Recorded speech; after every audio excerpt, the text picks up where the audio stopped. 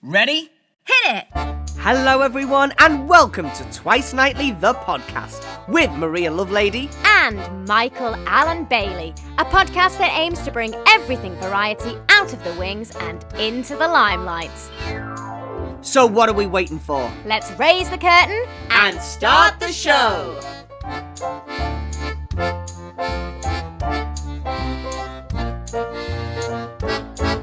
Coming up on today's episode, we sit down for a chit-chat and a cup of tea with the performer, Gareth Joyner. We talk club comics and wellness gurus as we discuss Gareth's comedy creations, Myra Dubois and Frank Lavender. And find out what crime Gareth committed down at Rotherham Library. Hello everyone and welcome back to a brand new episode and a brand new series. It's been quite a long hiatus since the last one, but that's because we've been super duper busy. But how are you? I'm saying it's good to see you, like I haven't seen you since the last episode of the last series, but that's couldn't be further from the truth. It couldn't be. We've spent the last 3 months together every single day. And before that, actually, we were doing Else Overboard, weren't we? So we were together for 2 months doing that. But yeah, we've spent the last 3 months on the road with Irish Annies, which has been a fantastic experience. And now we're back and able to give all our attention to the podcast. But we have not been neglecting the podcast while we've been away because we have been working on getting some amazing interviews for the next series. And you can't be on a tour of the United Kingdom and Ireland without picking up some variety theatre history along the way. Well, it was impossible not to, wasn't it, with some of the incredible venues we went to? I mean, we did some fantastic venues. They were dripping with history. Where were some of your favourites that we went to on the tour? I actually think my favourite venue that we did overall was the Darlington Hippodrome. I love... Dawn Theatre. Absolutely stunning, really old theatre, but then they'd really modernised the backstage. So it was really comfortable as an actor to be backstage. But then when you went on stage, it was like you'd gone back in time. But what I loved the most, being the variety theatre geeks that we are, was that they had decorated the entire backstage in all of these old pictures and illustrations and memorabilia from the theatre's past. So they had all these amazing illustrations of like the call boy that used to work there, of the women queuing to get their tickets from the box office in the Victorian era. They had one of the best pictures that I loved was that they had an illustration of the view of the Darlington Hippodrome from the light box. So it was an illustration of a man working with the follow spot. And the fact that someone back in the day thought, I'm going to illustrate that. And that they'd blown it up and put it in the green room was just stunning. And then in the foyer of the theatre, they had all different, old-fashioned lights and soundboards and things that they no longer use, but they put it out there and they displayed it. And the dedication that theatre had to just keeping theatre history alive just meant that for me, it was an absolute joy. And we were there for 2 days, weren't we, as well? So we really got to we were. And some amazing black and white photos of performers. And I don't just mean that these were like framed pictures on the wall. They were literally blown up to the size of the walls. What about you then, Mike? What was your favourite theatre? I think it's impossible for me to pick a favourite, but I've got to say somewhere that had quite a lot of variety tidbits, shall we say, which I wasn't expecting, was the Olympia in Liverpool. And I think the reason that I wasn't expecting it is because the venue is an old venue and it does date back a long, long way. But now it's predominantly used for like music gigs and sports events, wrestling and things like that. So to go and for there to be so many remnants of variety and the old days still around was amazing. I mean, it had copies of The Era framed and on the walls. Now, The Era was the old trade magazine back in the day. It would have been like the equivalent of the stage now. And it's where people found out about auditions and it's where people found out about jobs and it's where people in the industry kept in touch. It was the I was going to say the LinkedIn of its day, but does anybody use LinkedIn? I've got a LinkedIn if anyone would like to look at it. But yeah, of course you have. I bet you're the only person I know that's got a LinkedIn. Well, that's for my other elaborate career. I'm a jack of all trades, aren't I? I've got so many things going on. I need a LinkedIn. Just to see one in person, because we referenced The Era. We mentioned it in our show, in the play of Twice Nightly. We talk about The Era, and it was something that we talked about as something we'd found out and something we'd learned, but to actually see one in person, there's something really special about it, isn't there? It's quite Absolutely. emotional. It is emotional, and I think as this interview today with our very special guest highlights, when you find other people that treasure this stuff and treasure the history of this space. Now, whoever's decorated the Olympia has obviously seen that era and gone, that's really special. I'm going to frame it. And to feel that connection with the person that's done that is really lovely, because you're like, it's not just us. And obviously we know it's not just us because we've got a fabulous audience that listen to this stuff, but it's really nice to be reaffirmed when you walk around these spaces that other people care about this stuff just as much as us. Frame this. So I'm slightly feeding you this because I know the answer, because it's pretty much all we did for about 20 minutes, but what was your favorite thing about looking through the old era? It was the actors' little bios and their CVs that they used to send to the era and advertise their talent. So that was so interesting to read, of what people thought was a necessary skill to include, how they describe themselves, because obviously there was no picture.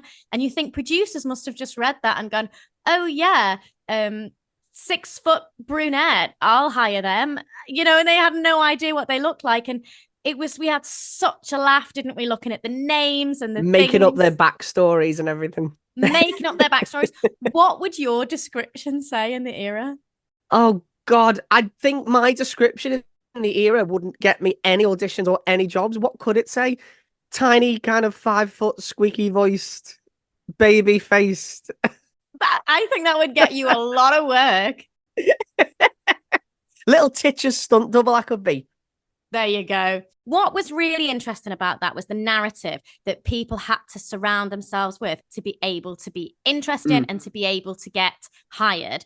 And what this has inspired us to do is to kick off series 4 and think about some of the favorite characters of variety theatre, of people who have these alter egos, because that's effectively what these people were doing in the era, is creating a narrative for themselves to be able to get people to hire them, and so that they could do their job and entertain people. But of course, there are people from the music hall days in the variety era that were doing that and taking it to the next level and actually creating complete alter egos away from themselves in order to be able to deliver their talents to their audience.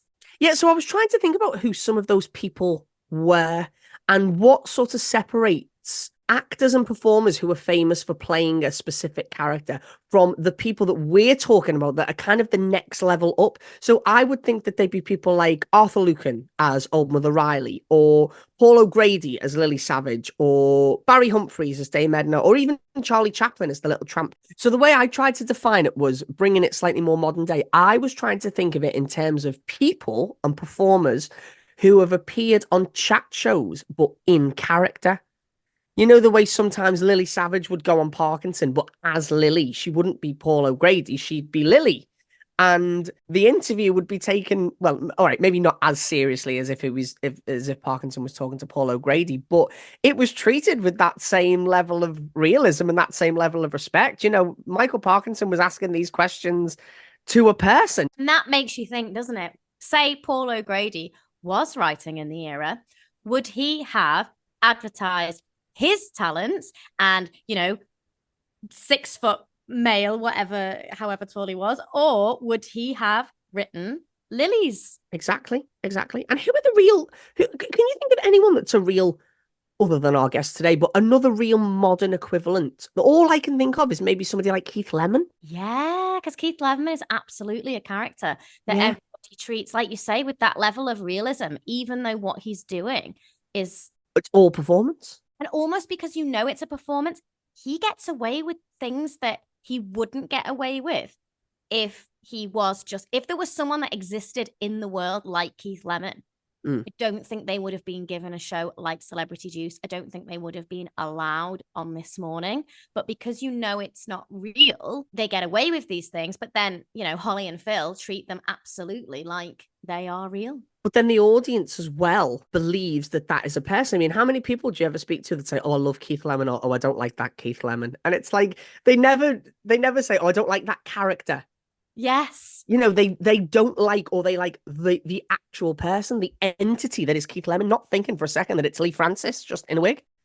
Well, going back to Irish Annies, and we've just been on tour with Ricky Tomlinson for the last 3 months, Mrs. Merton, I guess. I know she's not exactly absolutely modern, but Mrs. Merton was a fully fledged character. And actually, when I was young, I don't think I realized that she wasn't an old woman. I think as a child, I thought that she was actually real, and I couldn't make the connection at all between her and Denise from the royal family. Like, I didn't get that as a child. But this is it. I mean, Mrs. Merton's the perfect example, and it's what links all these characters. Why do we feel so endeared to these characters, and why do we feel a kinship with them? And that's because these characters had backstories, they had families, they had entire worlds that they shared with their audiences.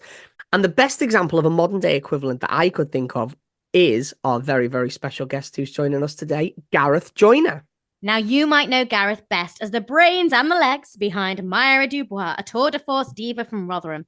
Myra is an award-winning performer in her own right and has appeared in some of the world's most prestigious venues, including the London Palladium, the Manchester Opera House, Sydney Opera House, as well as a regular slot every Sunday night appearing at the iconic Royal Vauxhall Tavern. Now, Myra's got a legion of fans who she calls her admirers. You get it? Admirers.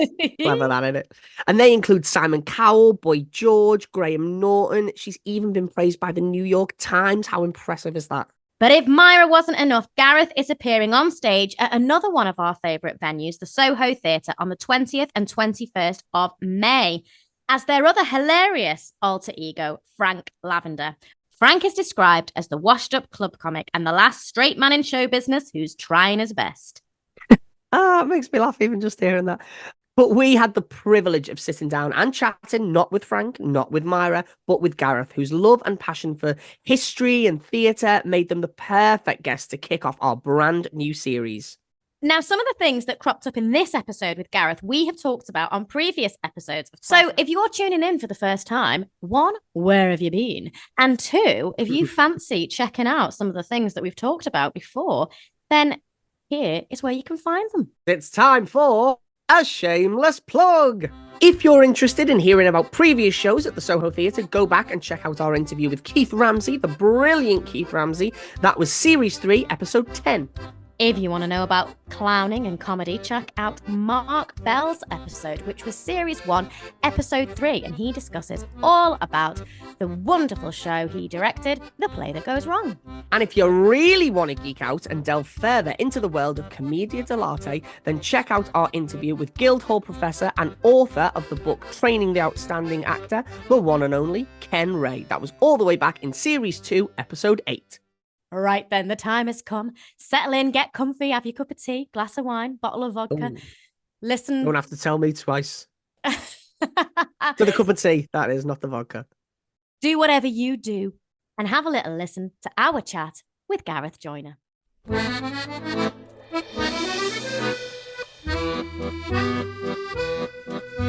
And Gareth Joyner joins us now. So we're a variety theatre podcast. Yeah. Variety is very important to us. You obviously play a variety of characters in what you do.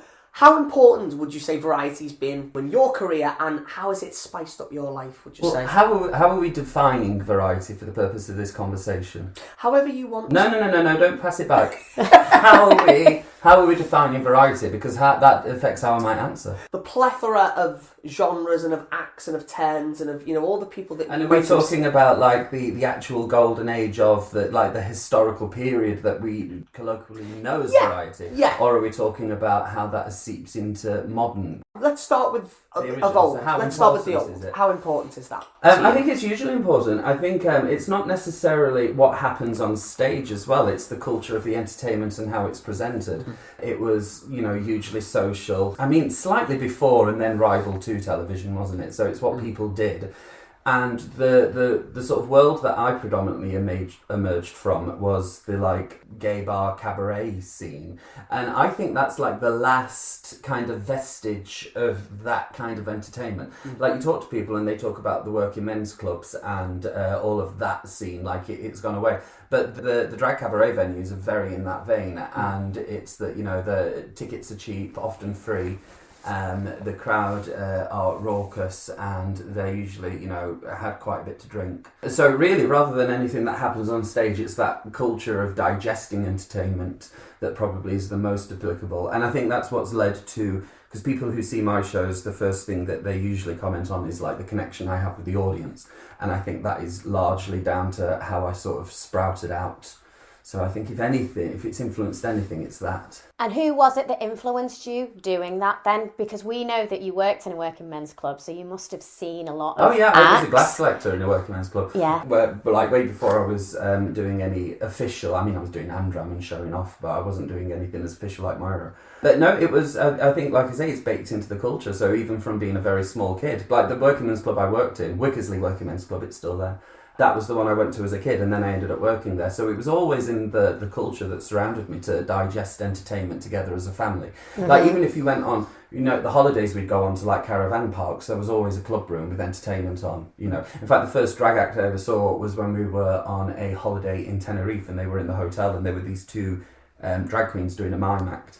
And that was the first time I'd ever seen drag in real life, outside of Panto.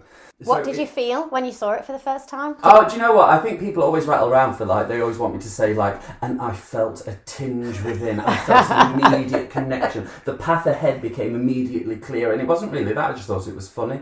In the same way that I found all the other acts that week funny. And then over time, you know, the more I would read into it, the more because I'm such a nerd for history. There's a brilliant theatre out, so we're recording this where I live in Salford, and there's a brilliant theatre not too far away that used to be the Victoria Theatre, and then it was a bingo hall. It's like your traditional variety palace that was a bingo hall, and it's been closed for about 20 years, and I think someone's just built it. Right. But it's still, it's there. Well, that was the fate of a lot of the theatres, because the Gala Bingos took them over for those places. But in a way, though, it also preserved the buildings. You know, I feel this way about Wetherspoons as well, because a lot of old cinemas and theatres are now Wetherspoons. Yeah. You know, it's sad that they're not presenting entertainment, but the company do preserve the building and tell you the heritage. Mm-hmm. You know, if you go in a Wetherspoons, that used to be something exciting. It's all over the walls.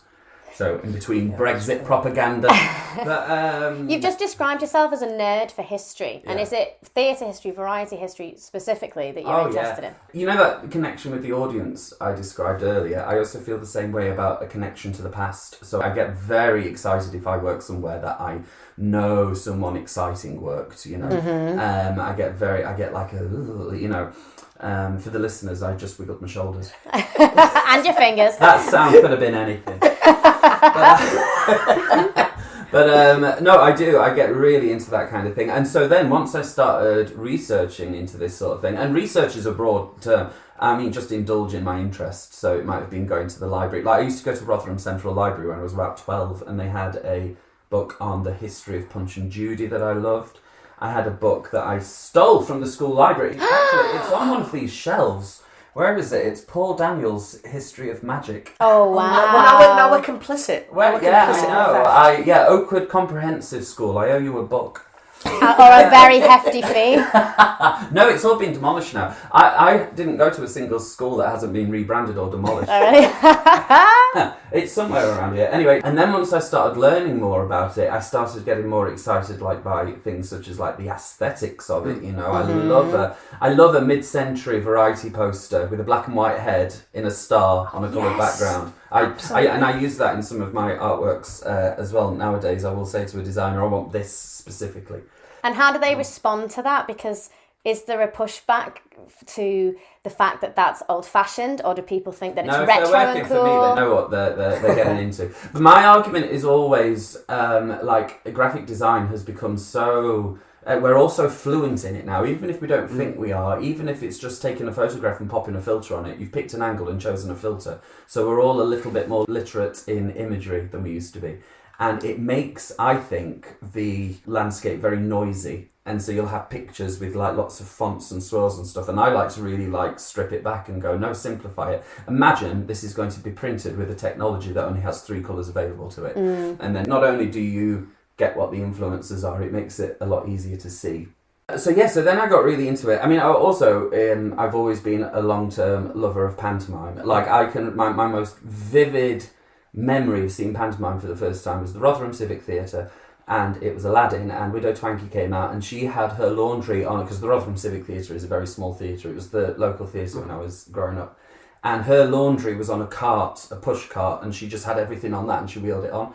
And she had like lots of washing powders and everything. And I must have been like 4, but it's like burns into my retina. So I've always been into pantomime. And again, pantomime has that relationship with the audience where they're like acknowledged, encouraged to join in and things like that. So it's on that same sort of axis of interest that I have. And you know, I got older and I never grew out of it. And so then I hit my teens and everyone started getting into really cool things like yo-yos and Pokemon. and I didn't. I was down the library looking at the history of Punch and Judy. But it's paid off. It has paid off in the end, yeah. And also Panto. So really, if like you look back at all these sort of interests that were, they all sort of wove into what I do today. So let's expand a little bit about what it is that you do today. Obviously, you've got these this back catalogue of colourful and amazing characters. I've got 2, that's overdoing. Listen, it's building all the time. No, it's not. I've got 2. People talk to me about this. They're like, have you ever attempted to do another one? And I'm like, no, because I think the 2 I have are such self-portraits. Well, not that you play, but within those 2 characters, there are a plethora of characters around them. There's the whole world of characters within those 2 characters that we play. Yeah, all right, then I'll let you off. That was well. You see, I brought it back. Skiing, that But they're self-portraits, you just said, so Myra expand on that. Yeah. So the 2 characters I have for listeners that might not know are Myra Dubois and Frank Lavender. And Myra Dubois she's harder to describe because she's had more of an organic evolution, but her very first genesis was that she was a club singer that was touring the UK trying to make a name for herself. That was the first sort of seed of it. Now over time she has evolved, and at the moment she will tell you that she is a singer, an actress, a wellness guru, an energy worker, an empath. You know, she's in her Shirley MacLaine era. Which we all wish we were in. I know, yeah. So she's following that sort of trend at the moment. And Frank Lavender is a comedian from the same world as Myra, which is the pub and club circuit of the North, which I've already mentioned was very much in my childhoods. Childhoods? I just leaped a past life there. I just soft-launched a past existence. No, childhood. So he's a comedian, and his shtick is that he comes from that world and he wants to embrace this new world, the world of modernity that has, a more diverse social society. And he doesn't want to offend anyone, and in trying not to offend anyone, he's constantly putting his foot in it. And audiences love watching him struggle and try and navigate situations. So they're my 2 characters, and they do, there's Rose Lavender, who is Myra's sister, who is married to Frank Lavender. There is Guru Malcolm, who is Myra Dubois' own personal wellness guru. There's all these people that get referred to off stage. Well, Rose exists, but yeah. Is one character easier to slip into than another? With Not Frank and Myra anymore. What used to be, so Myra took off like wildfire, and I think that is because people can easily pigeonhole her in their heads. They see a picture of Myra Dubois and they're like, got it. Whereas Frank, he's a little bit more, what is this? And I absolutely bombed at the Edinburgh Fringe in 2022. I did a spot at Spank. I have the footage and it's under lock and key, but I had they just did not get it. They did not get it. But also, I as a performer, I didn't try and meet them halfway. I just entered self-destruct. You know the little gif of Elmo in flames? Yeah. I was like, you don't find this funny? Right, well, I'm going to really make you squirm. Frank, so because of where I stand within the LGBTQ plus community, I feel that Frank is he's a cishet man, but he's a cishet white man, and he is most able to put his foot in it with the gays because that's where I sit. You know? Right. So and there's a layered sort of irony there that all this material that he's struggling with. So and he really doesn't dislike gay people. He really wants to connect with them. He just keeps saying the wrong thing, which for a gay audience can often be very cathartic. Right. You know? So he'll say things like he'll say, "Oh, I've got nothing against homosexuals. I've always said you should never turn your back on one," and things like that. And in saying the and he's always trying. Anyway, this audience in Edinburgh didn't get it, and they started booing me, audibly booing me to get off stage. Ooh. And I know, oh my word. But it was such a useful exercise. Right. But because then I had to really look at this character and make him work. Because what Myra had that Frank didn't was the benefit of anonymity while she was. I hope I said that correctly. Use AI to correct that if I did. But you sound like Cher. Anonymity. She had she wasn't as well known, and so I could develop her and get her right. And those mistakes, like that one I made with Frank, they were made in pubs at midnight with no one watching or anything. Whereas by the time Frank came along, Myra was established and people were aware that he was kind of the tricky second album. So I had to sort of buckle up and really work on him because he never got the sort of water and sunlight that Myra did to develop. Can I ask what made you want to continue? So you're stood on Edinburgh and you're getting booed, and what makes you think this character has legs and I want to continue with it rather than going, I quit? I think it's just pig-headed ignorance with me. I'm very stubborn. Like, if anyone tells me I won't do something, I'm like, in watch. I'm very, very motivated like that. But also, I had faith in the character. I knew he was funny. And this is what I mean about them being both self-portraits as well. It's very therapeutic for me to put my experience into these two characters and then perform it on stage. What that experience made me do is I had a real disconnect. I haven't forgotten the original question, by the way. This is going to be one hell of an answer. But we love it. We love a tangent. One hell of an answer. So I was thinking, I was like, I've got to do something about this. I need to. And then whilst I was on Facebook, I got an advert from the Soho Theatre for a clown course with Dr. Brown. And one of the things it said on it was that this won't be enjoyable, it will be uncomfortable, you will fail on stage, and we will work through that and make you able to connect with an audience. And that is something I felt that is it's not something I feel often, a disconnect with the audience. And so I thought, I'm going to do that. So I did this 3-day Dr. Brown clown course. Enjoyed it, didn't enjoy it, but that's kind of the process. And then, but kind of like then my interest in like clowning, which is sort of solidified. I've always been interested in it, but pursuing studying it. So I did a 3-week Spy Monkey workshop. Do you know the Spy Monkey guys? Yeah. Brilliant. Yeah. Aitor, Bazuri, and Toby's second name. I forgot. Drop that in with AI as well. Cher will tell you what Toby's second name is. But I did their 3-week, and it was like pouring lighter fluid on the pair of them. And all of a sudden, Frank is now as good as Myra, and Frank opens for Myra on tour because it's a very cheap way of having a support act. Well, I was going to ask you why you do that, because surely that's so exhausting for you to do as a Venues performer. want an interval, and I don't like chopping Myra's show up. Great. So, and also I enjoy performing both characters. You know, there was someone in Glasgow, my tour manager overheard them, they were leaving the venue in Glasgow, and someone went, no, it's not the same person, Myra's taller.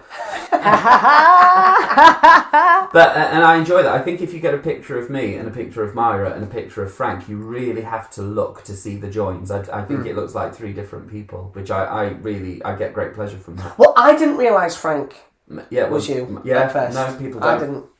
You know, and that's sort of by design as well. I very rarely talk on stage acknowledging these 3 things, you know. And that's why I married off Rose to Frank, because Frank needed to exist in Myra's universe. And already people started sort of applying. They refer to Frank as Myra's brother.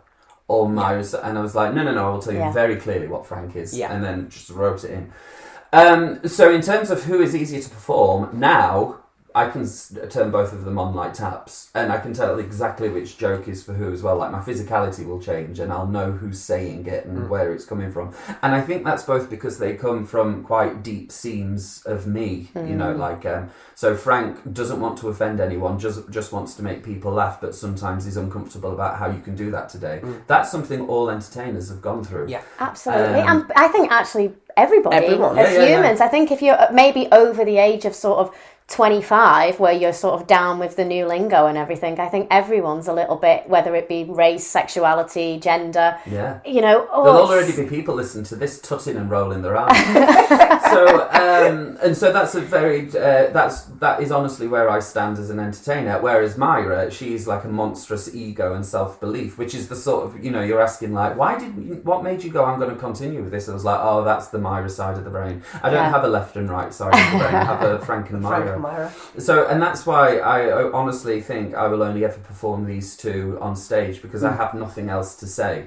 So Frank is brilliant for exploring the subject of offence, because honestly, it's my firm belief that people like to complain these days that, oh, you can't joke about anything, people are too sensitive. And I think that's horseshit. I think you can joke about anything you want, you just need to not be an arsehole. And if you're an arsehole, your material will come across as malicious and you will be laughing at the people and not with them. Whereas if you are an open-minded, decent human being, it will not be offensive. Well, this is a gift that I think that Myra's got, is that she's very quick with a put down, she's very quick with an acidic comment, she's very quick with a bob, but she's so warm. Yeah, it's the warmth. Someone, Willem from Drag Race, she said, Myra smacks a bitch down, then rubs it better, and I loved that. Yeah, that's great. And is that something that you've cultivated on purpose, or is that, as you've just said, is a Gareth trait? Oh, it's just happy accidents, the whole thing. And the way I'm talking at the moment about these characters and what they represent and what they do, at no point in history did I ever crack my knuckles and sit down and went, I'm going to create a character who comments on... That never happened. Yeah. What just happened is I just did whatever made me laugh. And then eventually I accumulated enough of a body of work to be able to look back at it and go, oh, look at that. Look what I'm saying there. That's interesting. And like with Myra, with her current thing on wellness, that happened because I started therapy. And as soon as I started going to therapy and talking about my own history and things like that, the first thing, your clown instinct looks for the ridiculous. So you're like, you are benefiting from the work and you're talking to a therapist every day. And, I'm quite the expert on mindfulness. I have 2 books. So, and once you start doing that, I was doing a guided meditation once and I was like, this is golden. So as soon as I did another show, I was like, it's just ridiculous. You're all sat in rows chanting, so it's hilarious. Yeah. Yeah. And so it's in the show now. So Myra takes the audience through a guided meditation. In the show, the new show is Be Well, which it toured last autumn and it's got touring again this autumn. Yeah. At the point of history we're talking, which is April 2024. Yes, Yeah. and it's going all over the place as well. So This is such an obvious advert, so just look for it. But it is. It's about wellness and that all stems from me. So at no point did I crack my knuckles and went, Myra is going to tackle the wellness industrial complex. I didn't look at Gwyneth Paltrow and go, do you know what? I'm going to satirise this. Yeah. I just started going through it and and then after a while I went, look what you're doing. Look what Because that probably wouldn't work, would it? If you sat down and made a conscious choice to satirise something, it probably wouldn't happen as naturally as it does. Yeah, I think it could work, but I think what it would do is it would pigeonhole the character into that one thing. I mean, in Myra's existence, she's been a children's entertainer, she's been a burlesque artiste, she's currently a wellness and energy worker, And I feel like that's most actors these days, to be fair. I think it's quite accurate. She was a children's entertainer because I, like I've already mentioned, love puppetry and magic, and I'm not very good at puppetry and magic. So all of a sudden, I was like, wouldn't it be funny if Myra decided she was going to do children's parties? What would that look like? What would that da-da-da? And so I put that show together. Whereas if I'd sat and started from point A and went, this character is... I suppose, in a way, I'm constantly coming up with new characters and just putting them into the 2 characters I already have. Yeah. So, I guess that means that the characters then will always be evolving. Yeah, I guess so. That is the benefit of them, and I am interested to see what's next for Frank. So the current show that he's doing is called Be Funny. So Myra's called Be Well, his is called Be Funny. Do you see? There's a theme. And that's at the Soho Theatre at the end of May 20th. May 20th and the 21st. Yeah, I thought I'd mention it so you don't feel like you're showing off. No, I don't like to. We're here for a cultural discussion. We're not here for grim capitalism. A little bit about that. But I'd love to ask, because you've just said that a lot of it's happy accidents, which I'm sure it is. But what I'm hearing is that you're doing a lot of learning. You're in the library books at school. Yeah. You've took a clown course. You're constantly trying to make yourself better. You're constantly learning about new things.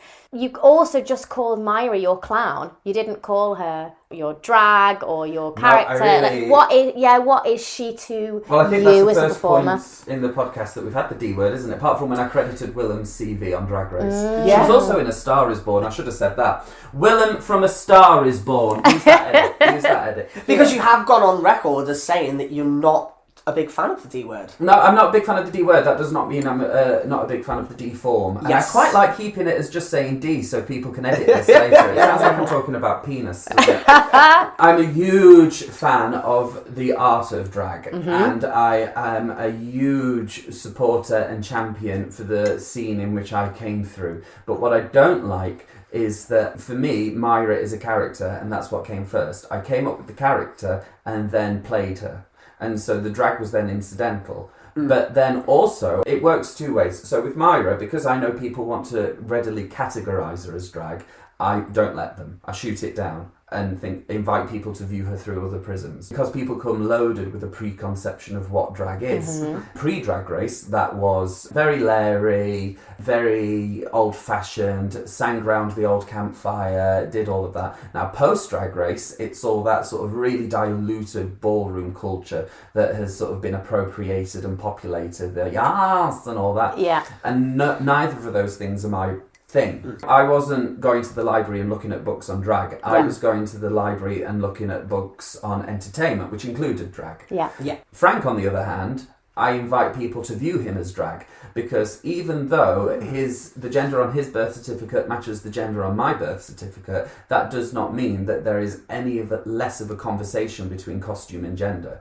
So if for listeners that don't know what Frank looks like, as soon as you saw him, you would go club comic. So he wears an ill-fitting suit, sometimes with a waistcoat, always with a cummerbund, a big butterfly bow tie, and a ruffled shirt. As soon as you see him, you go, club comic. Yeah. And that is a very conscious decision. He's wearing a suit because that is what society deems he wears. His uncomfortability in the suit and how he pulls it down and everything is all very much how I feel about when I'm poured into a suit and made to wear one, you know. So I encourage people to view Frank as drag and discourage them from viewing Myra as drag, when in truth they are both drag, if that makes sense. It does, Total. yeah. And I think our listeners are people who appreciate as well that lineage that's come from, you know, we've had people on from Commedia dell'arte to connect it to clown, to connect it to the working men's club. And I think that does come through. And like you say, because of Drag Race, there is a very specific view now of what drag is. And Myra doesn't always fit in that. No, she doesn't. Is that got something to do with why you went on Britain's Got Talent rather than Drag Race? Or was that a different reason? Yeah, I mean, it's partially to do with why I did Britain's Got Talent, not Drag Race. I mean, I said that as if they offered me. I wouldn't do Drag Race, not because I dislike the franchise or I have anything against anyone who does. I have some very good friends that have been on it. Ginger Johnson is a huge pal of mine. In fact, you should get her on the podcast because she is she did Panto once with Les Dawson's daughter and got to wear some of Les Dawson's Dane costumes. Wow. If you're listening, Ginger. Oh, I'll tell her to get in touch. That she's the only queen I know that can nerd out over this stuff as much as me. And she's just done phenomenally well on Drag Race. But what Drag Race does is it encourages that blur between persona in and out of drag. And, you know, there was some discussion when we arranged this podcast and you asked whether you wanted to come on as Myra. And I was like, no, because Myra would nebe talk to you with, the self-awareness. She would never talk to you. No, there was more. There was an unfortunate intake of breath. We like it. We'll be snubbed by Myra. We don't mind. No, but she would come on and I would do the routine and she would dominate and she would, turn it upside down and all of that stuff. Whereas I like to talk like this, but I like that very clear line of definition. Yes. So, for example, I would never come on and talk to you like this and then have you introduce, we've got Myra Dubois with us here today. No. So I like that. And with Drag Race, you can't have that. And also, you need to be able to sew, you need to be able to lip sync, you need to be able to do all of these things. And not only do I not do those things, I've no interest in doing those things because they're not my skill set. And my thing, which is having a connection with an audience and working in a crowd, isn't showcased on that show. Right. I wouldn't get to do it. And you've just mentioned there about the blur, so between Gareth, Myra, Frank. When you're in those characters, are you like an actor who has the thoughts of the character? Whereas I guess, like you're saying with Drag Race, there is that blur of the in and out persona. Maybe some of their thoughts are their real thoughts amplified. Do you have different thoughts, or are they really Gareth thoughts wanting to come out? Look, I think that is something a good psychiatrist could answer.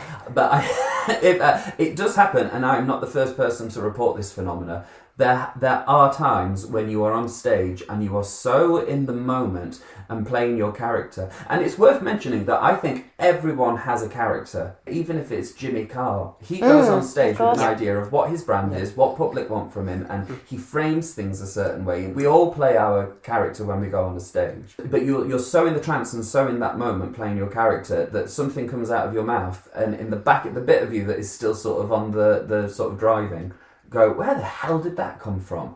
Or afterwards, people will tell you what you said on stage and you have no recollection of it because you've sort of like taken it off and you're like, I don't remember that bit. You're so in the moment. That does happen an awful lot. Yeah. And it's taken a long time to get Frank to that place with Myra. Like this Edinburgh was the one just gone, Edinburgh 2023. I did Frank as a solo show, the show that we're doing at the Soho Theatre. I did that one, and that was really a turning point because all of a sudden I could riff off the crowd as well as Myra and play with the audience suggestions as well as Myra, which was the benefit of the clown course. That's what all that's about. An interesting distinction, and I thought to make it earlier, is you referred to me calling Myra as my clown, and I always think Frank and Myra are very different. I think Frank is clown because it's all about the struggle and the audience get their pleasure from watching him suffer. Yeah. So the clown, whether they're trying to sweep away a spot of light from a follow spot or whether they're trying to pull apart a chair and they get caught up in it, the audience enjoy seeing the clown suffer. And that's what the audience like with Frank. They enjoy him watching trying to scrabble and suffer. And with Myra, she's a bouffon because she makes the audience look at themselves and she says conflicting things and, you know. So that's how I categorise them. Did you learn that from the clown course? Or, you No, must have known that before. I'm such a nerd. Oh, we did. I'm just checking. Because I think you said that course poured fire on them. What was that fire? I love that expression. And I said this to the teachers, and I've said it to John Luke Roberts has directed both of my shows, and he's a clown that he did the whole Gaulier thing. He went to France for a couple of years. I didn't because I value my mental health, and I couldn't take a couple of years off of school. I don't know why I want to go to French for some old guy to tell me I'm crap when I've been working for 16 years. Anyone we've spoken to that has done those courses just says it was just so like painful. This is my hot take, right? And maybe I'll let you publish this, maybe I won't. My hot take is that the way Gaulier teaches, speaking as someone who hasn't gone through it but has spoken to enough people that have and has read his literature and is familiar with the thing, the way he teaches works if you are a cisgendered, white, heterosexual male who has never heard the word no before. Because it's all about breaking you down, making you think you're not as big and clever as you are. And when I'm nodding, by the way. Yeah. When you are in these workshops, you observe the other people who are learning with you, and the people who are having the most transformative experience are the ones that have never heard no before. It's all about finding your vulnerability, and we don't all come with the same preloaded levels of vulnerability. You know? Like whilst we were doing that clown course, it was 3 weeks long, and there was one weekend, I think it was the coronation weekend, I got a bunch of homophobic abuse shouted at me in at McDonald's, and I was doing a street party in Manchester, and some kids rode past on bikes and started throwing things and da-da-da. And I just went back to that workshop room and being encouraged to put myself in a vulnerable position. And I'm like, we're in vulnerable positions every time we leave that room. So I'm sure it does work. But fortunately, I think we're at a process of evolution when it comes to clown and teaching it. Because also, Gaulier didn't invent it. He took what he knows from Lecoq. Absolutely, yeah. And so, like, it's part of an evolution. And Aitor Bazuri, who is a wonderful teacher, nurturing... Spy Monkey is... If anyone is listening to this and they are thinking about learning clown, I would recommend Spy Monkey because they do it in such a nurturing environment where you get told if it's not funny, but they make sure you're okay. Whereas the other workshop I did, Dr. Brown's, was much more in the Gaulier style, and humiliation was used as a tool to teach, which may work for that some was people. what my clown training was as well. Did you do? Where did you do clown? Yeah. Well, I did it at Central, and I loved it, and it was brilliant. But I'm definitely resonating with what you're saying. Yeah, absolutely. Yeah. And I do think it's important to mention this as well because there's been a clown boom.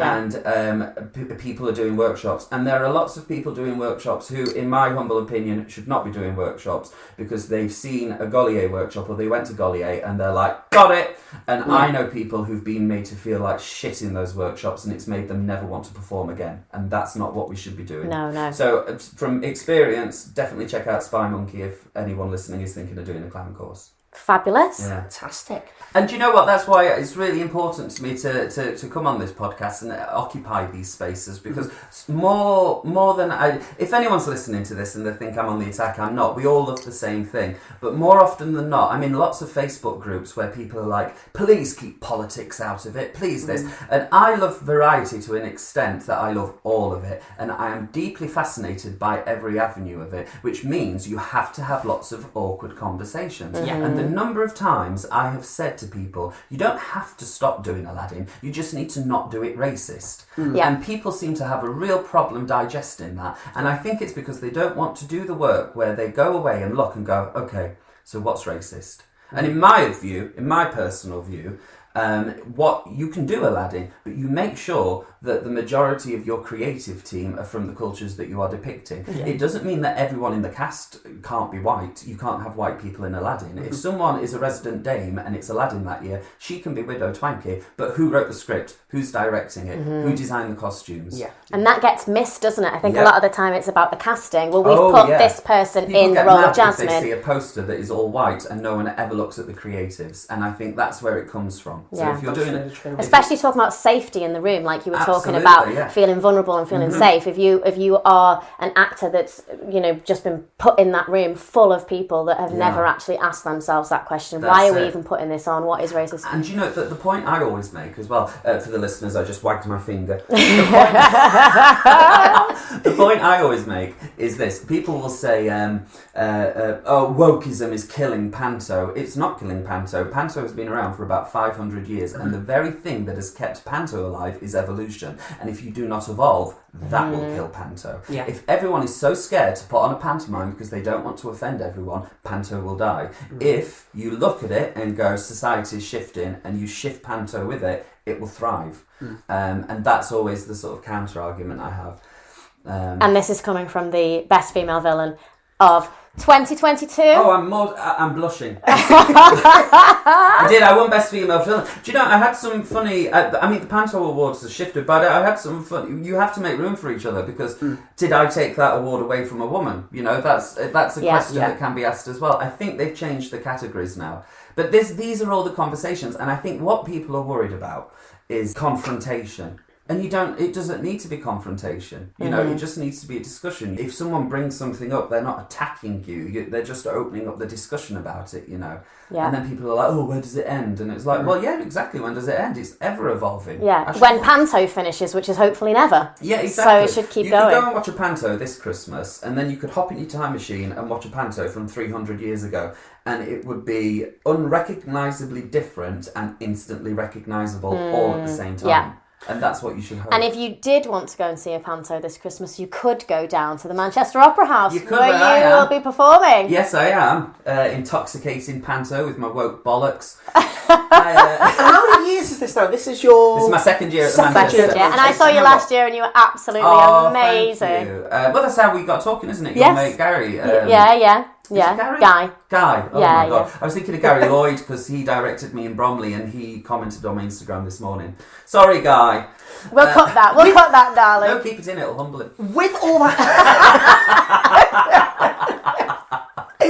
With all that in mind, Gareth, about what you've just been saying about Panto, when you choose to do a Panto then, are you looking at what's already there that you can run with, or are you looking at what's already there that you can make more of? Are you looking at a script and thinking, this is in a really good state, I can slot into this nicely? Or are you looking at it saying, this could do with a bit of... I think you're misinformed on our Pantos cast, look. I'm not sent a script months in advance going, do let us know if this is good enough. I'm told where I'm going and what I'm doing.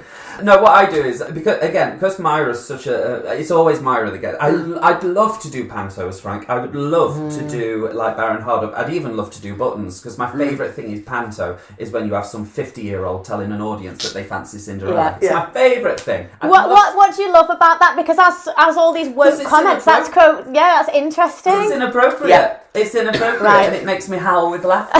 And I think you can mind that for laughs. You know? And so I'd love to do it.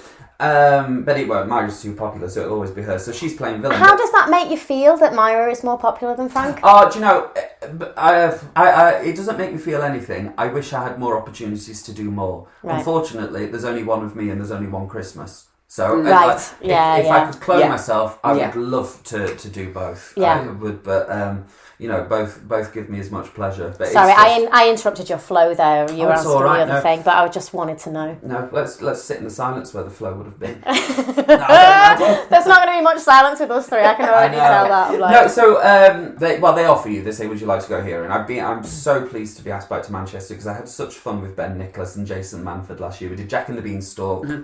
And this year it's Cinderella, and I'm thrilled, because I didn't want to play sister, because if I played sister, I wanted Rose to be the other sister, so I could have the sisters together. But they offered me Wicked Stepmother, so I was thrilled. My favourite panto to date has been Snow White, and that's because I got to be the Wicked Queen. Which meant She's the dream. She's the dream role. And as well as all Myra's shtick, I got to do the plot shtick. Yeah. So she was over the cauldron, cursing the apple, she was offering it in the woods, all that kind of thing. And then also I have a whole thing where, it's the standard pick a boyfriend in the audience, but I've got a little Myra twist on it. And I got to do that, so I got to have my connection with the audience. And so this year it will be the same, because bless her, Mrs. Blunderbore, she's not really in the story that much. She comes on every so often, threatens to eat a cow and leaves. But you were in it so much, though. You managed to get yourself in it. Yes, after a few cuts, isn't that right, guys? Yeah, that is true, No, it's all right. We make sacrifices for art.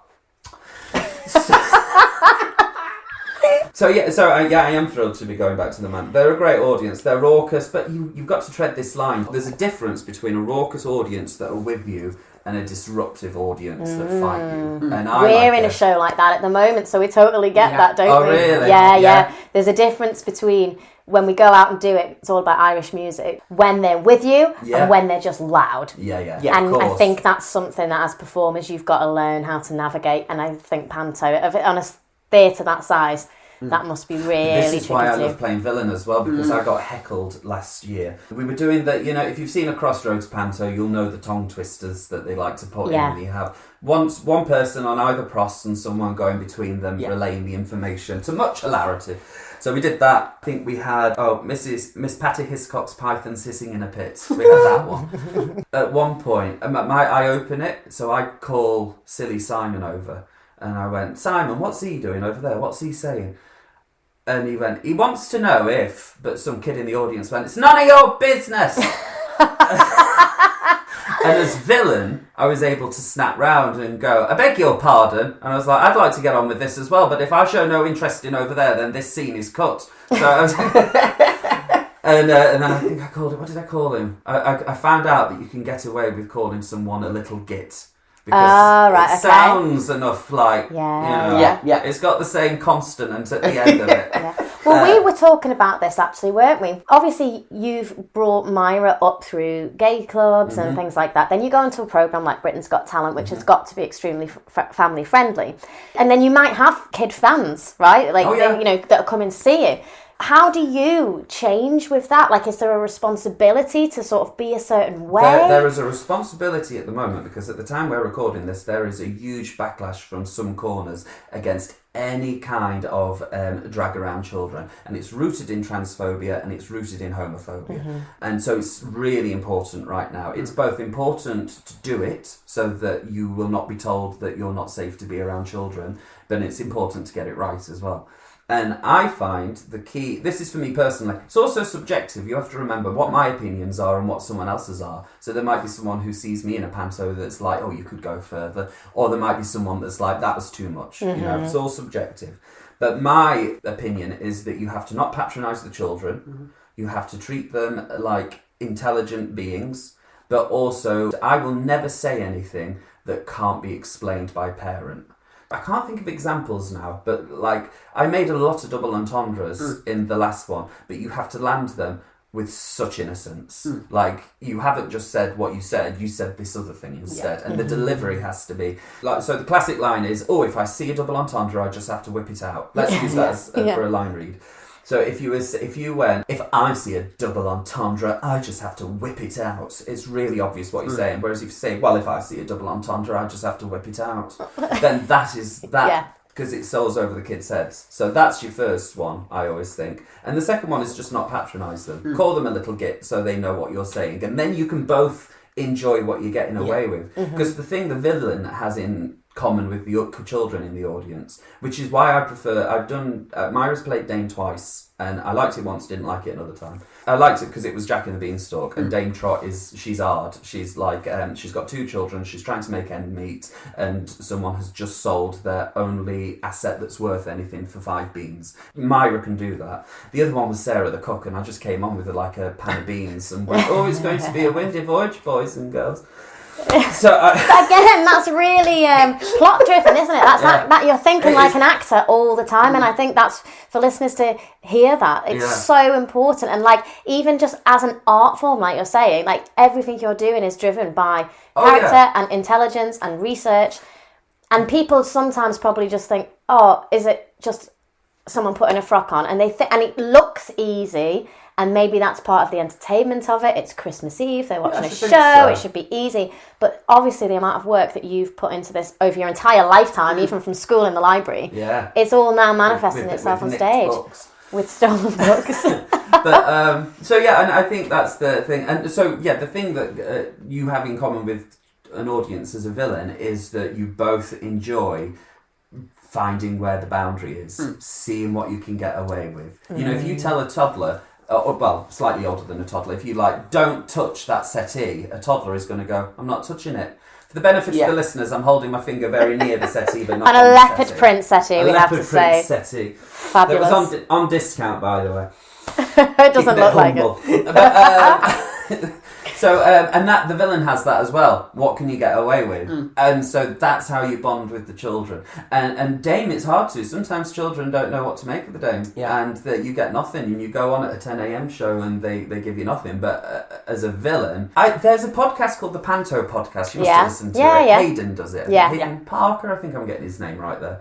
And I heard a villain talk, and I can't remember which one it was, but they said something before I played villain, and I was like, that's brilliant advice, which was the children always need to know that they can take you on.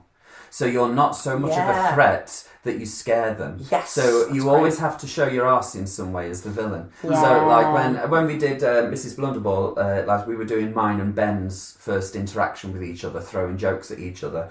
And I made a real point of those jokes had to be something that made me look stupid, so that the children understood that I was ridiculous. Yeah. Because otherwise it can be quite scary for them, you know. So I think there's all the lines you have to tread.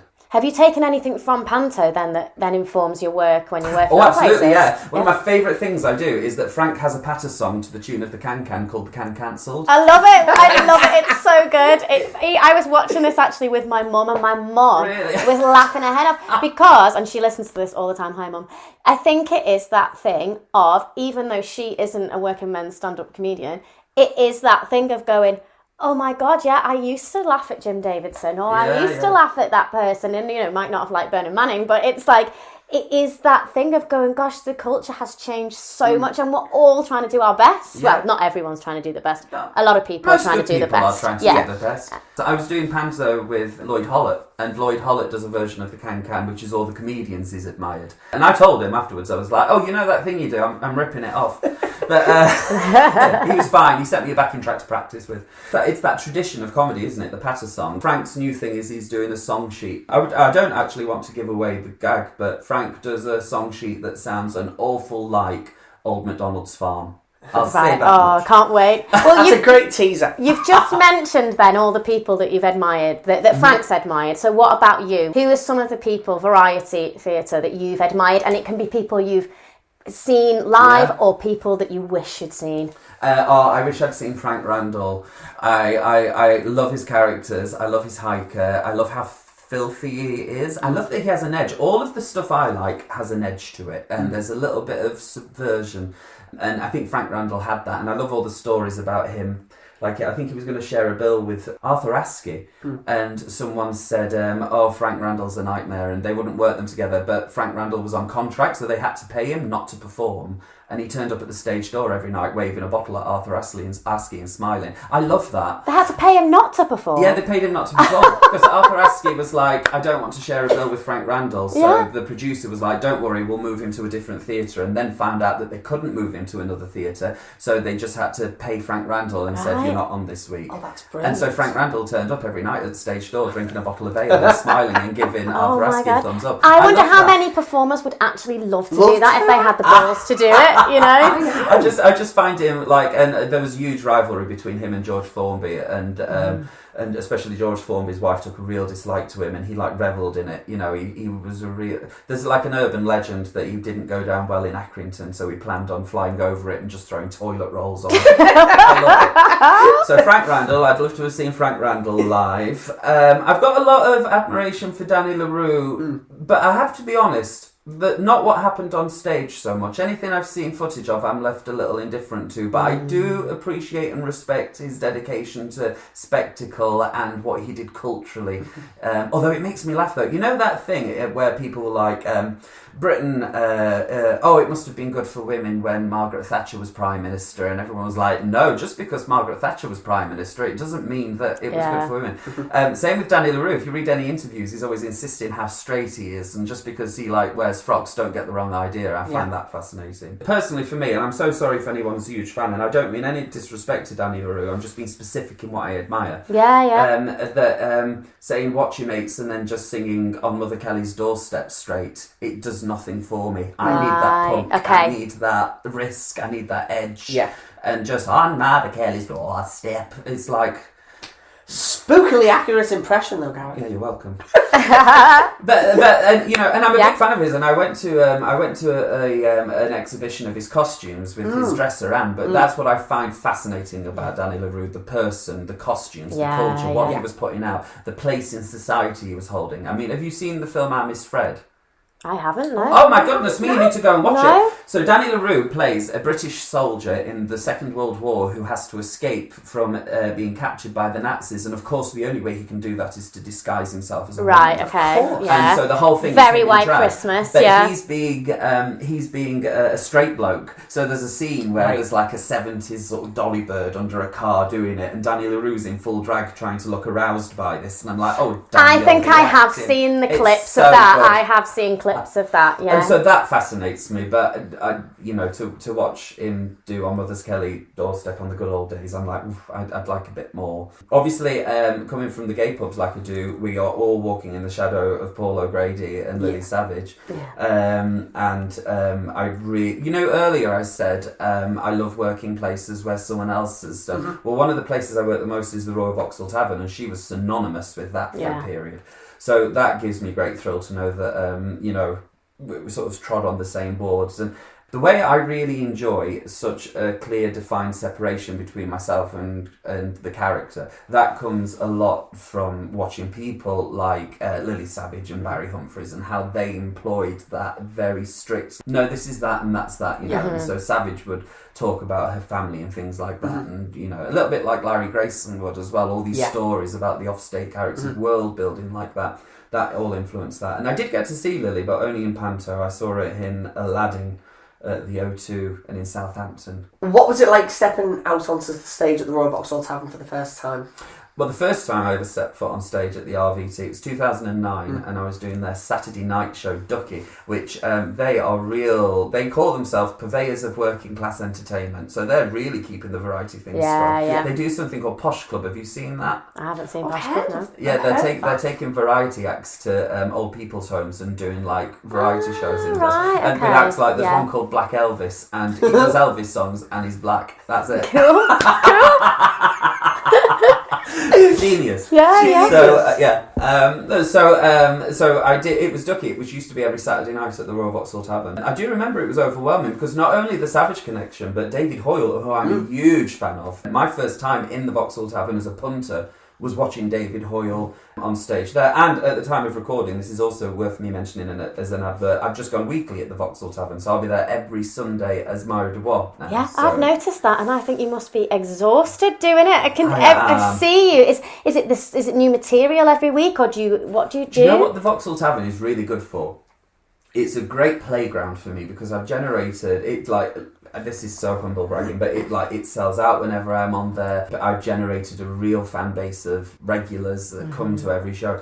And so I can't just do script at them because it'll get old quick. But they also like familiarity and repetition, as with pantomime. So there are certain songs I do, like I do Money, Money, Money by ABBA. And it sounds so stupid when you say it out loud, but there's bits that they do. So for example, after it goes, money, money, money, must be funny in a rich man's world, dun, dun, dun. On those beats, the audience shout, 2, 3, 4, and I couldn't tell you when it started or why it started. And they do it every week. Every time. Yeah, and I do a routine with Myra. I know him so well, and the construct is that Myra used to sing this song with her sister when they were doing the pubs and clubs in South Yorkshire, but her sister can't be there that evening. Don't worry, Myra will sing the song on her own, and she does, but she only sings the bits that she sings. Yeah. So the bits that aren't that the sister would usually sing, she just sits there in silence. And it brings the house down every time.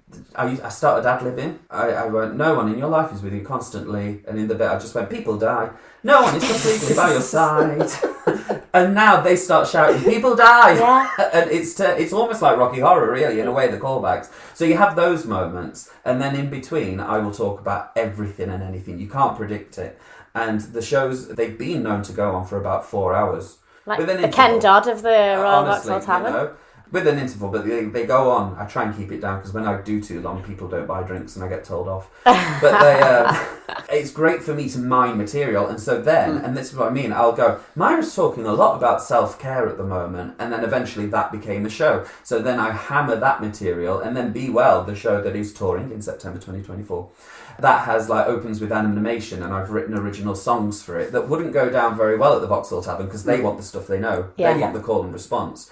And so I got the new stuff, which is like the animation videos and the new music, mixed in with the material that I've been honing at the tavern. I'm really lucky to have that as a what resource. a joy, because there's not many people, are there, I think, that have that sort of returning audience every week that love you honestly, I'm and so hold grateful you. to have it, and I don't take them for granted at all. So when they asked me if I wanted to go weekly, I was like, I don't know, I think it might be too much, I think it might be it's going to be a lot of work. And now I make sure I don't just turn up with a bunch of backing tracks and go, what should we talk about today? About Friday, because by Friday you know what the news items are, you know what the mood is. Yeah.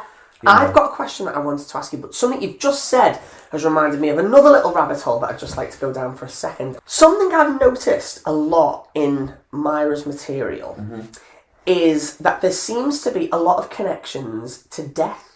Is that on purpose? Not on purpose, no. Myra did a show, the one before Be Well was called Dead Funny.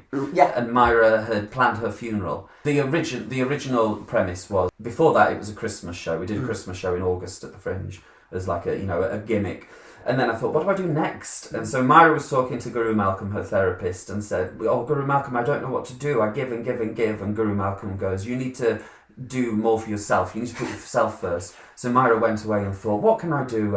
I could do birthdays, and then she'll pick someone in the audience and she'll go, but do you have a birthday? And the person will go, yes. And Myra will go, see, bit common. And I thought, funeral, I can do a funeral. So she did a funeral that was all about herself. And what I did was I went on the internet and found I want to say set list, that's not what they call them, order of service. Order of service at a funeral. An order of service for a set list. A set list. All the hits.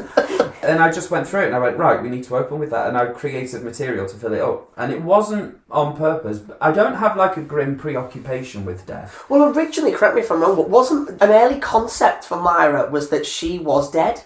Oh yeah, how do you know that? I have done my homework. That's weird. Done my homework. Yeah, when I was coming up with Myra, I thought it was too much of a conceit. So originally, I came up with Myra sort of 2008. And one of the versions was she was going to be an ethereal being who was summoned onto the stage every time she was there. That. And I had this whole idea that she was talking to the audience as she was waiting to pass on. Yeah. And also she could be an American vaudeville actress as well. But then I didn't go with it because it's inauthentic, and that's what audiences want. They want authenticity. So even though I have made up these two people, they are still from Rotherham. They still have a background that is very close to my own. They talk about things that I'm experiencing, as I've mentioned, so like whether it's offence in comedy or whether it is mental health in life. Because you've got to write from your well of experience for richer material, I think. And I think because of that, even though they are fictions and Guru Malcolm doesn't exist and Rose doesn't exist, it is all rooted in some sort of truth. And do you know, I always use this as a metaphor or a simile maybe. But someone once explained to me that when you're designing a face, you always have to, if you just draw a giant pair of lips over your lips, it looks weird, it looks wrong. If you want someone to read it as a face, you have to at least touch your lip at some time. You can go anywhere from there,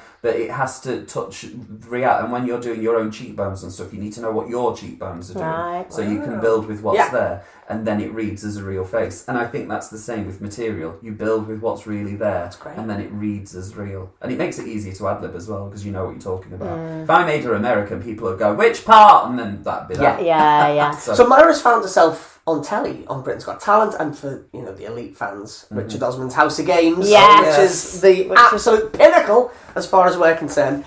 How different or how easy or how difficult do you find it creating Myra's act based around television when there is no audience there, when she is so rooted in... Oh, there's always an audience. You find your audience. Right. It could be the other contestants, it could be the host, it could be the crew. But there's always an audience. Even if it's one person. Yeah. That's an I wanted to do. Myra did a thing called A Problem Shared, which was like an agony aunt thing. And I was like, I want to make it a web series, but it needs a studio audience. And I was like, I wonder if it would be funny to have one person and they are studio audience. But so there's always someone to play to. There's always someone to try and show off to and make laugh. And usually, they say in theatre, if you're making the band laugh, it's going well because the band see it every night. So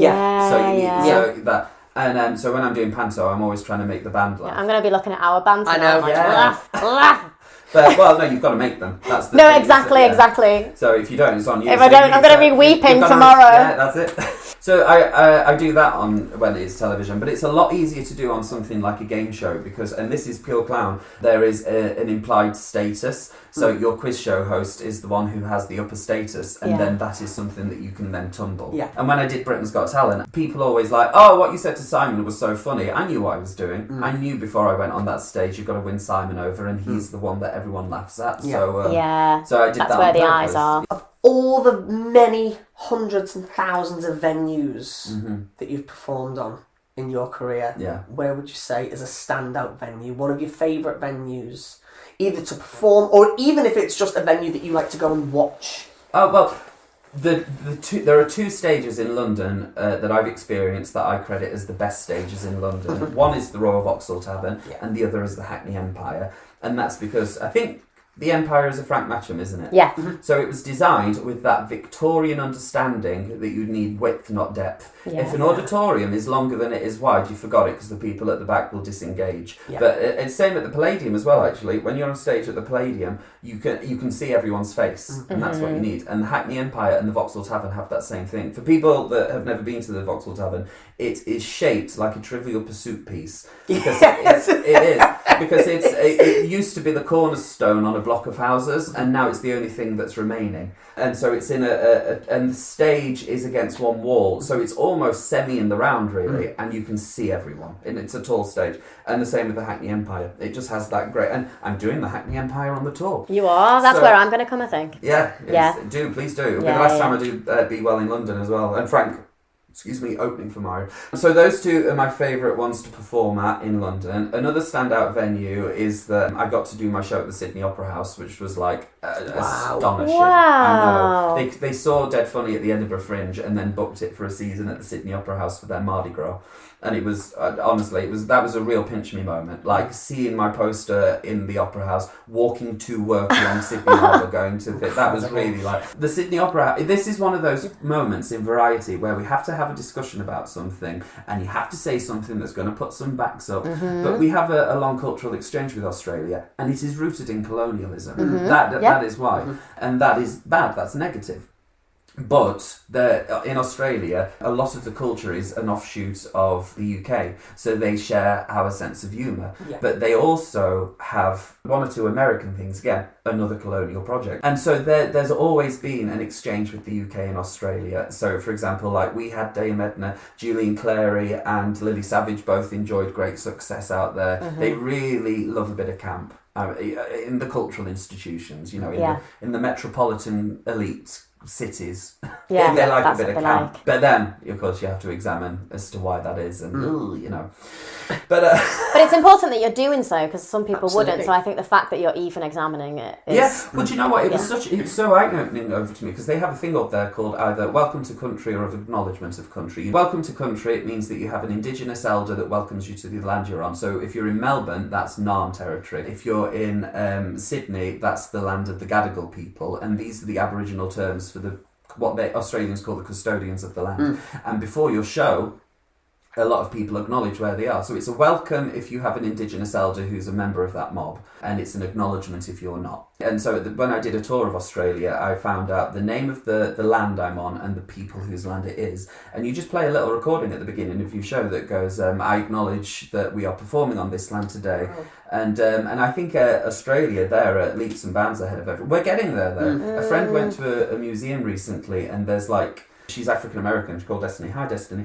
She went to the Scottish Museum, and every portrait of someone who owned slaves had some context there, or some sort of thing. And I think that's really important, because no one is telling anyone. This is my hot take.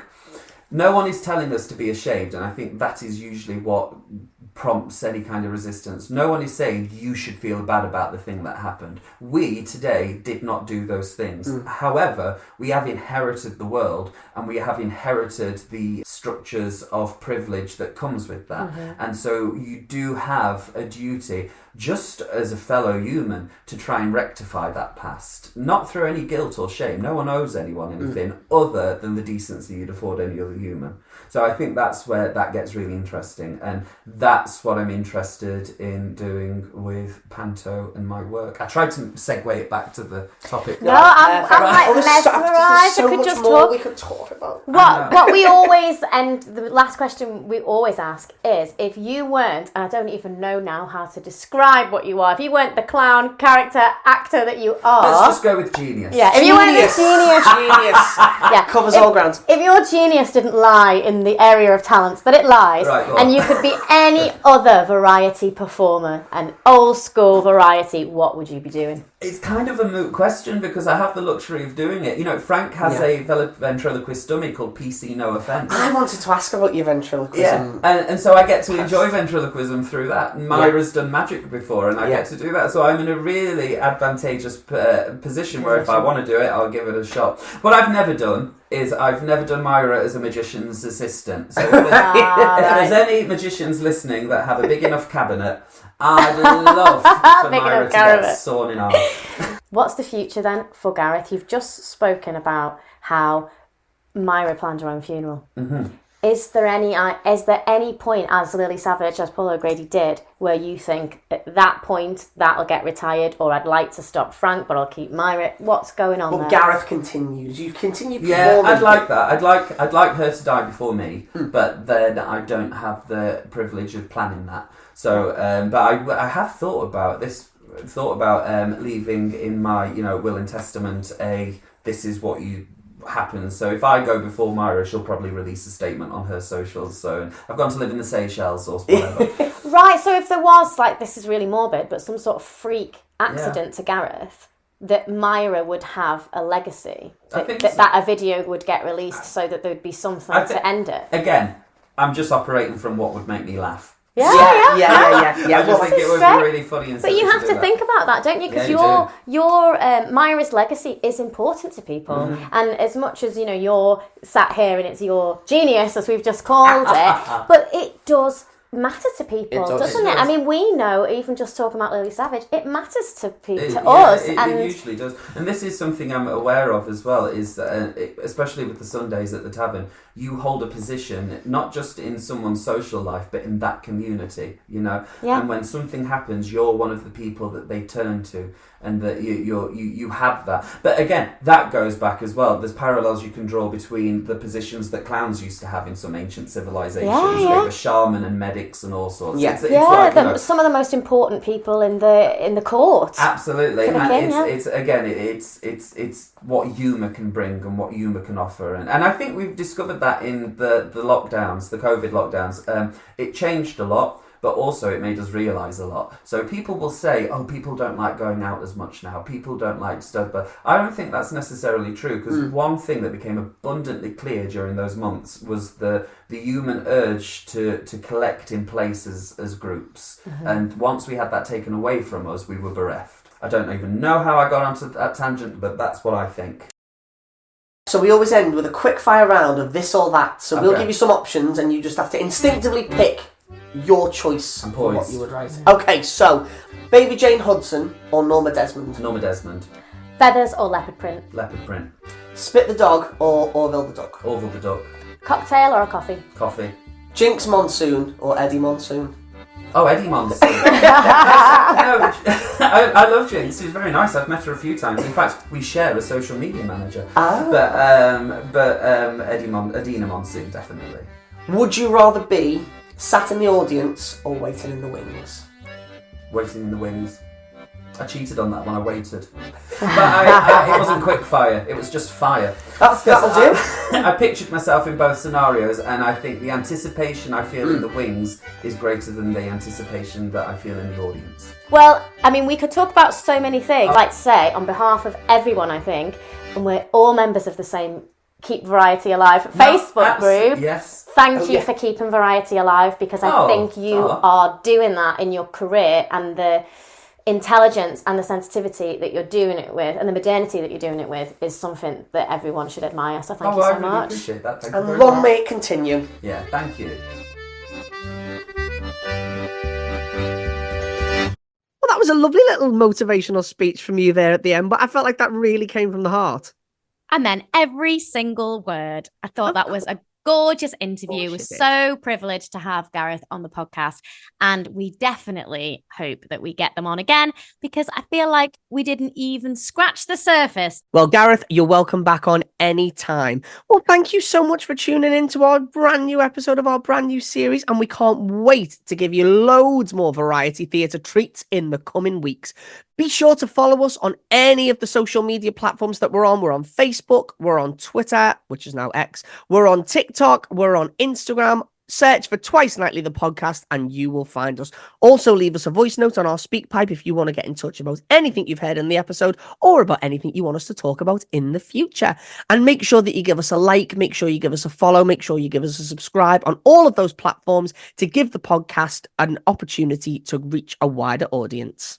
All that's left for us to say is... See you next week.